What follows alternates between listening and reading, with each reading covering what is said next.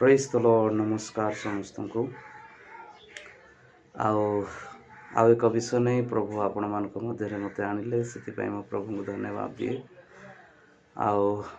आज विषय है तीनोटी विषय पर मैं उपवास करने आवश्यक नुहे। हई तो पर आप जान थे आपड़ अनेक थर उपवास करें तेणु यही विषय जानिकी आप निहांती आपण मनर भ्रांतता दूर हम बोली मु आशा करे। तो प्रथम विषय है क्यों विषय पर आमको उपवास करिवार नहीं। प्रथम विषय हूँ पवित्र आत्मा पाइबापी आमको उपवास करने आवश्यक नहीं।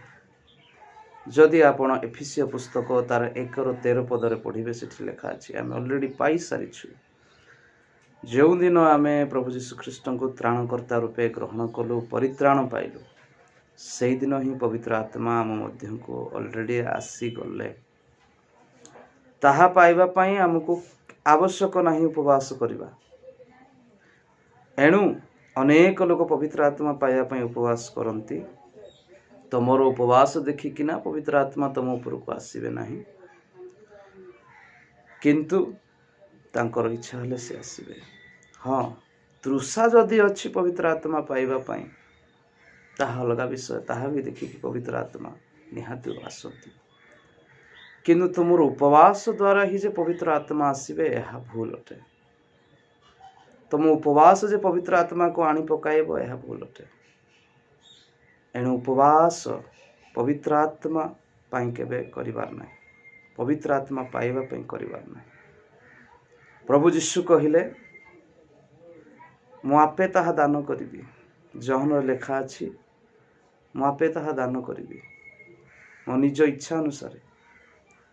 एणु पवित्र आत्मा निज इच्छा अनुसार आसती, से आमको उपवास करने दरकार नहीं। यह थिला प्रथम विषय। द्वितीय विषय है आमको वरदान पाइबापी उपवास करने आवश्यक नहीं। आज अनेक लोग 40 दिन 15 दिन 10 दिन 5 दिन वरदान पाइबापी उपवास करिथांती, दान पाइबापी उपवास करिथांती।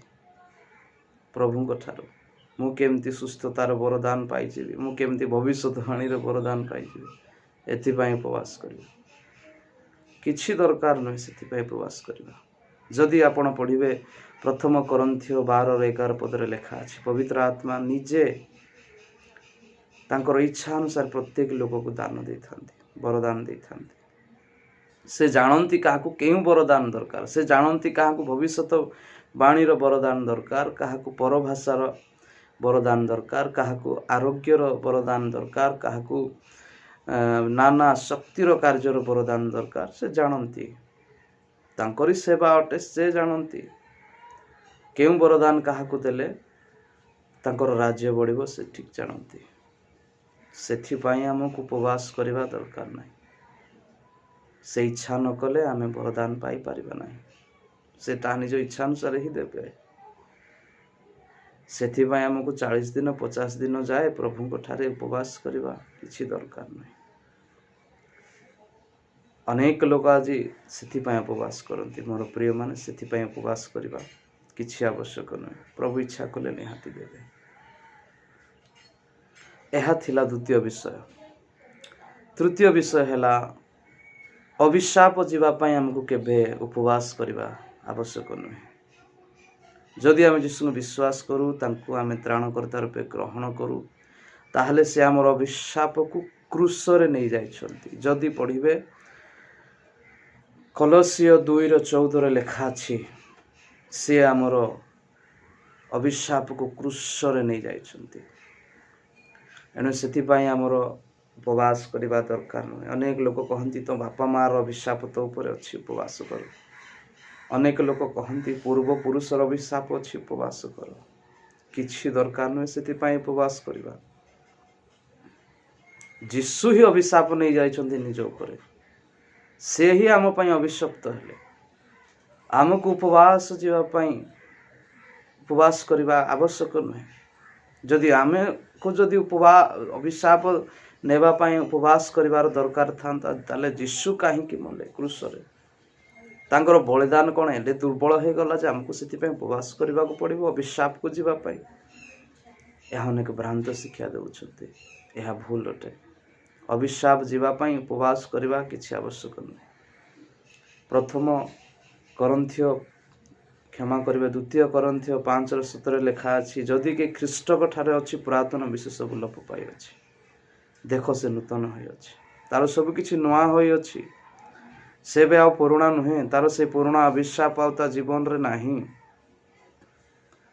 ତାର ଅଭିଶାପ ପ୍ରଭୁ କ୍ରୁଶରେ ନେଇ ସାରିଛନ୍ତି। ଯଦି ଆପଣଙ୍କୁ କିଏ ଠକୁଛି, ଅନେକ ବିଷୟ ମୁଁ ଶୁଣିଲି ଯେ କିଛି ଲୋକ ଅଭିଶାପ ଯିବା ପାଇଁ ବୋଲି ବହୁତ ପଇସା ଦେଇକିନା ଘରେ କେତେ କ'ଣ ସବୁ ପ୍ରାର୍ଥନା କେତେ କ'ଣ କରିଛନ୍ତି।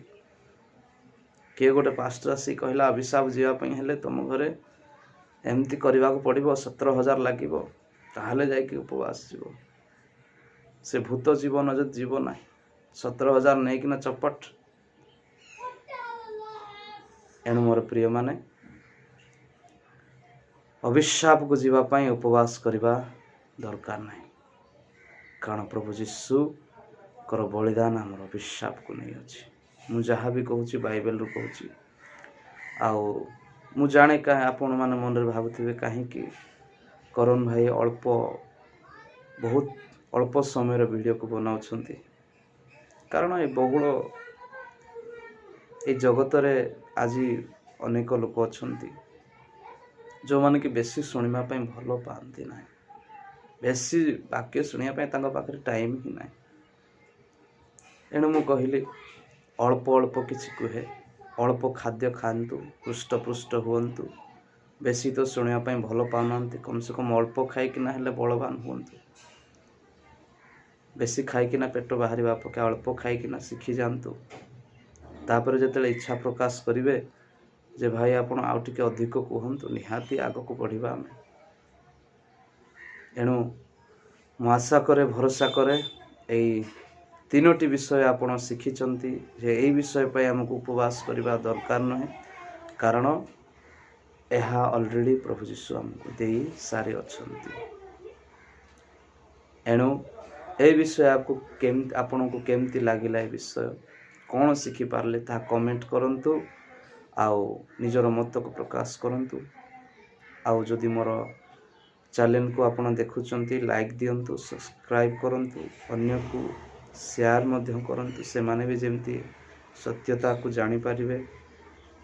ଯେଉଁମାନେ କି ଏ ସତ୍ୟତାକୁ ନ ଜାଣିକି ଆଜି ଯାଏ ବି ସେ ବିଷୟ ପାଇଁ ଉପବାସ କରିକି ବସିକି ନିଜର ଶରୀରକୁ କ୍ଲେଶ ଦେଉଛନ୍ତି, କିନ୍ତୁ ଦେଖିଲା ସମୟରେ ଅଲରେଡ଼ି ମିଳିଯାଇଛି।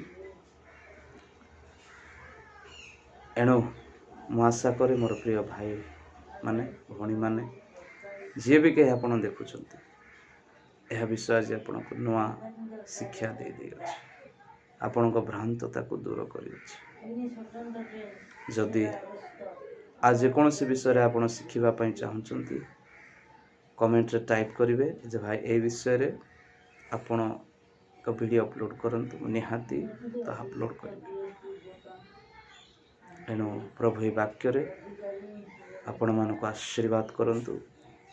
ଆତ୍ମିକରେ, ପ୍ରାର୍ଥନାରେ, ବିଶ୍ୱାସରେ ପ୍ରଭୁଙ୍କ ଆଗମନ ପର୍ଯ୍ୟନ୍ତ ପ୍ରଭୁ ଆପଣମାନଙ୍କୁ ସୁରକ୍ଷିତ ରଖନ୍ତୁ। ଧନ୍ୟବାଦ।